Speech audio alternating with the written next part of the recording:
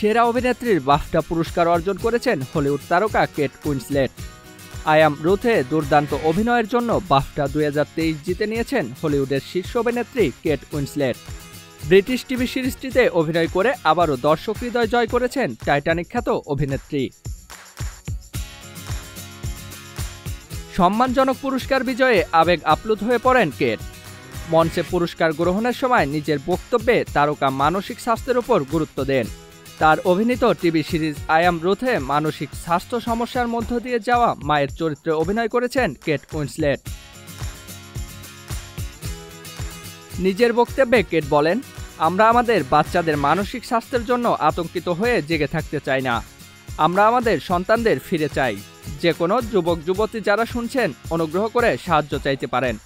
আপনার সাহায্য প্রয়োজন, এটা স্বীকার করতে কোনো লজ্জা নেই, শুধু এটি চেয়ে দেখুন। টাইটানিক তারকা আরও বলেছেন, তিনি যদি পুরস্কারটি অর্ধেক কেটে নিজের মেয়েকে দিতে পারতেন তাহলে সেটাই করতেন।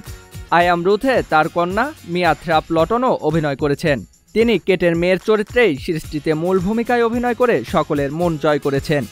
মেয়ের উদ্দেশ্যে কেট আরও বলেন, আমরা একসাথে এটি করেছি। মিয়া এই ভীতকর আবেগপূর্ণ চরিত্রটি চিত্রায়ন করেছে, যা তার জন্য বেদনাদায়ক ছিল। সে সত্যিই অসাধারণ কাজ করেছে। আই অ্যাম রুথ বছরের সবচেয়ে আলোচিত একটি টিভি সিরিজ। চ্যানেল 4-এ সিরিজটি এবছর বাফটা অ্যাওয়ার্ড শোতে সেরা একক নাটকের পুরস্কার জিতেছে।